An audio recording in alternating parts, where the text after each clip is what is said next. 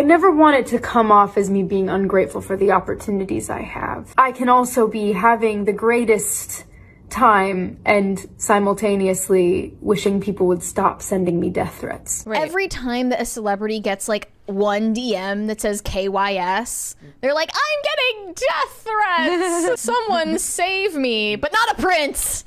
Don't anybody but a prince. Don't you dare save me. She's like, I'm getting these death threats, and the cops were like, well, save yourself.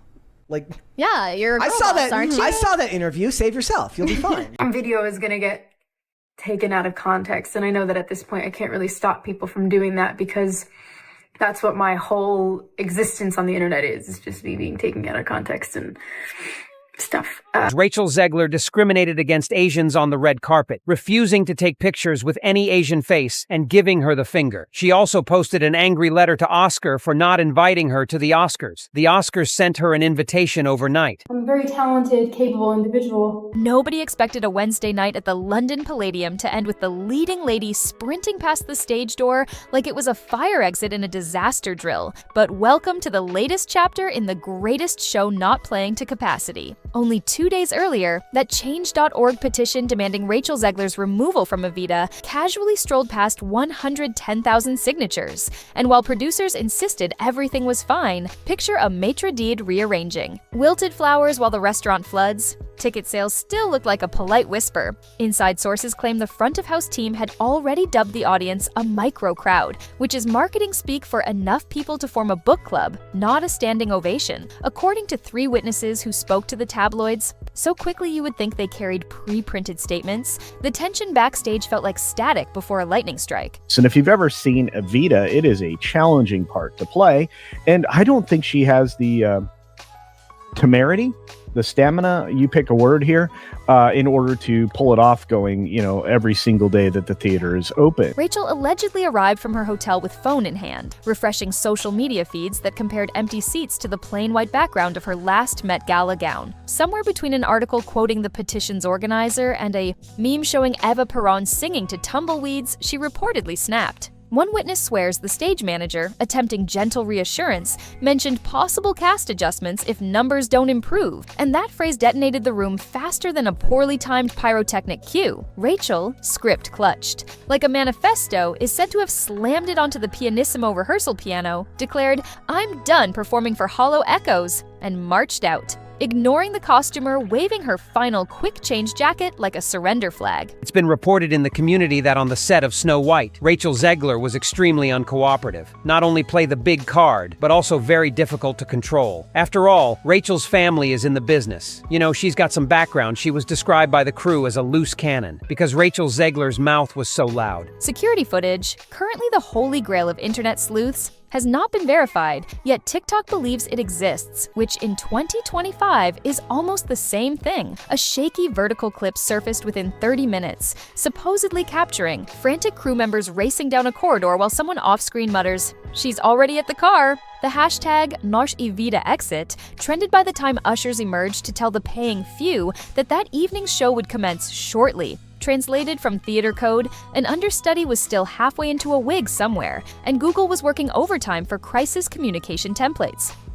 What would you say to those who are just kind of overly critiquing the film at this point? You've worked so hard on it.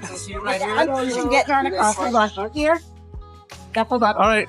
Congrats, Rachel. Producers released a midnight statement describing the delay as unforeseen logistical adjustments, a phrase so vague you could use it to explain a missing flight or a missing sandwich. By dawn, the tabloids had replaced vagueness with juicy. Synonyms, creative differences, emotional fatigue, and the ever-reliable artistic burnout. Hollywood bingo achieved in 3 syllables each. Meanwhile, actual London bookies, delighted by gossip that moves odds faster than horse racing, opened bets on Rachel's potential replacement. Florence Pugh led with 2-to-1 odds, Lily James hovered just behind, and an artificial intelligence hologram of Patti LuPone emerged as the comedic long shot that somehow still attracted brave bettors. On social media, the rift widened faster than a quick change seam under stress. One camp defended Rachel for standing up to toxic negativity, framing her exit as a statement against mob culture. The other camp accused her of abandoning professional duty, pointing out that Eva Perón never walked off the balcony when crowds dwindled. I've loved this show since I was so young, and I've been dreaming of playing her forever.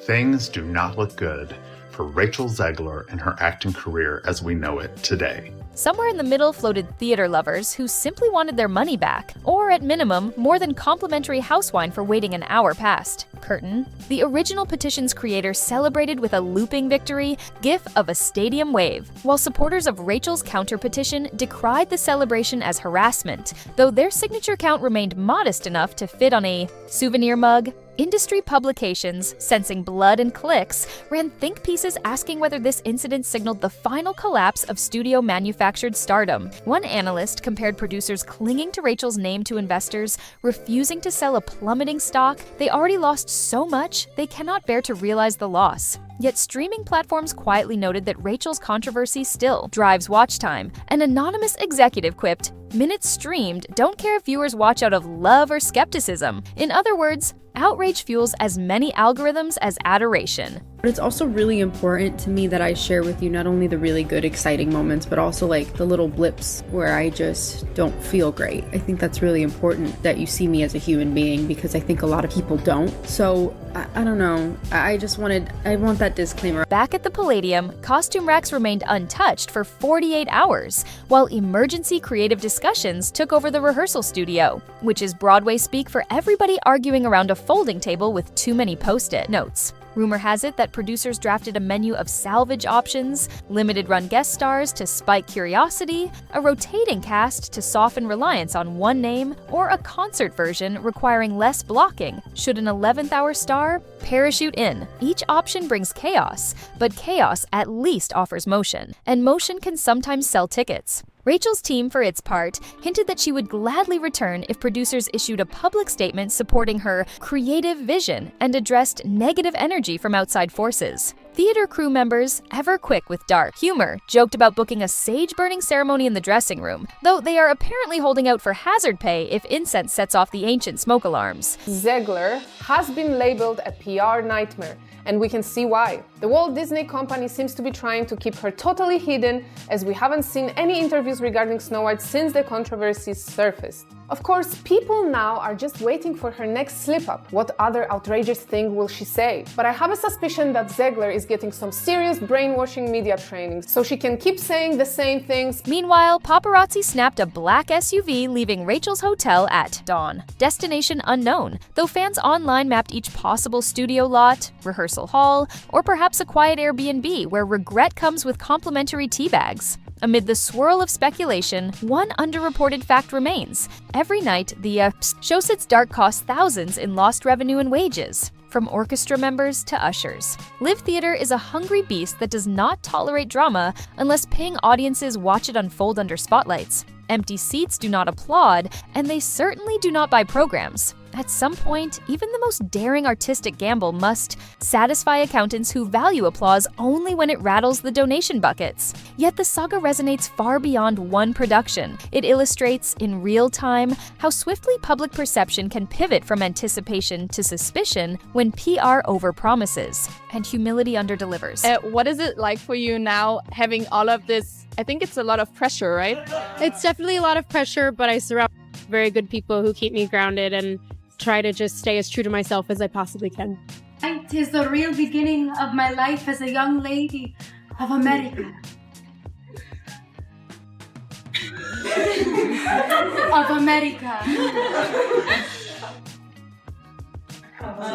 Rachel Zegler is undeniably talented, but talent alone cannot muffle memories of past interviews where classic stories were labeled outdated. In a business built on shared nostalgia, calling the audience's childhood weird is not a marketing strategy. It is a dare disguised as bravado, and petitions apparently accept dares. As negotiations drag on, fans draft theories like true crime detectives. Some predict Rachel will issue a heartfelt apology, possibly filmed in tasteful soft light, acknowledging missteps and pledging to honor tradition. Others foresee a legal route, breach of contract claims, mutual NDAs. Press statements peppered with respectful parting. The Most Cynical Forecast, a tell-all podcast where Rachel details backstage horror stories, intercut with sponsored ads for herbal supplements that calm performance anxiety. Whatever path emerges, it will stream somewhere, and we will binge. It like the dutiful culture consumers we are. If you have stayed through this roller coaster of velvet curtains, viral hashtags, and disappearing divas,